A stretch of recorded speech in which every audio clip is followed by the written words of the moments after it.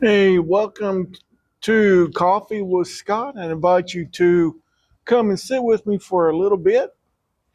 Grab your coffee, or you know what, even grab your hot tea or your hot chocolate or your soda, and let's sit down and let's just have a short conversation. I was thinking today about, well, storms and clouds, and so I want to come to you with just a thought. There is something about rain clouds that changes everything. One minute the sky is clear, the next it's dark, it's loud, and unpredictable. And as I thought about that situation, a clear sky turning dark, calmness suddenly becoming chaos, and I thought life works that same way. Storms don't usually send a calendar invite, they just show up. And there's something that I want to read in Mark chapter 4 and starting at verse 35. And it says, reading from the NET, it says, "On that day when evening came, Jesus said to his disciples, 'Let's go across to the other side of the lake.' So after leaving the crowd, they took him along, just as he was, in the boat, and other boats were with him. Now a great windstorm developed, and the waves were breaking into the boat, so that the boat was nearly swamped. But he was in the stern, sleeping on a cushion. They woke him up and said to him, 'Teacher, don't you care that we are about to die?' So he got up, rebuked the wind, and said to the sea, 'Be quiet, calm down.' Then the wind stopped, and it was a dead calm." So, as we just read, Jesus and the disciples were crossing the Sea of Galilee, and these guys weren't rookie fishermen. They knew storms, but this one was different. Waves crashing, water filling the boat, fear rising, and where's Jesus? Where's Jesus?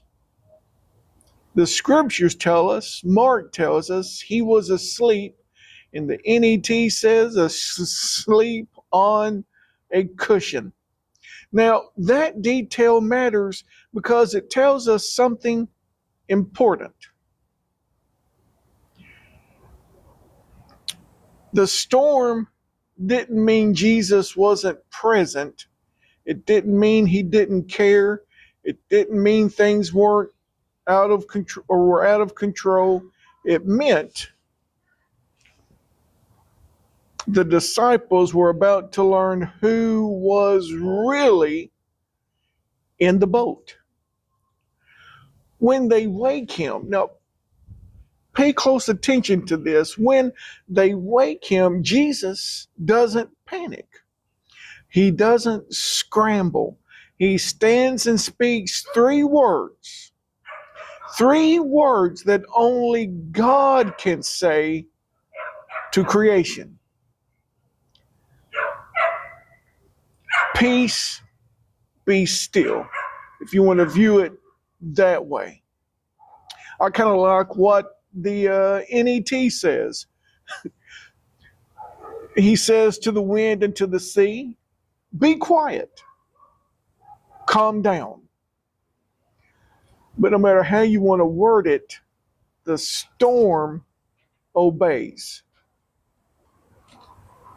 Jesus doesn't always keep storms from coming, but he is always present when they arrive. Sometimes he calms the storm around us.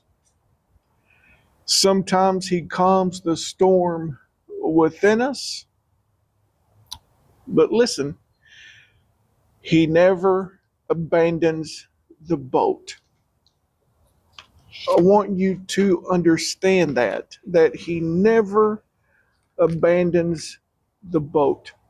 Hebrews 11 and 13, this is what we read. For he has said, I will never leave you and I will never abandon you. He is always in your boat. If you look at Deuteronomy 31 and verse 6, listen to the words of Moses to Joshua. Be strong and courageous. Do not fear or tremble before them. For the Lord your God is the one who is going with you. He will not fail you or abandon you. The disciples asked this question: Who then is this that even the wind and the sea obey him? The question still echoes today. The answer is simple. He is the Lord over chaos. From the very beginnings, Genesis chapter 1, we have a God that spoke into chaos and said, let there be.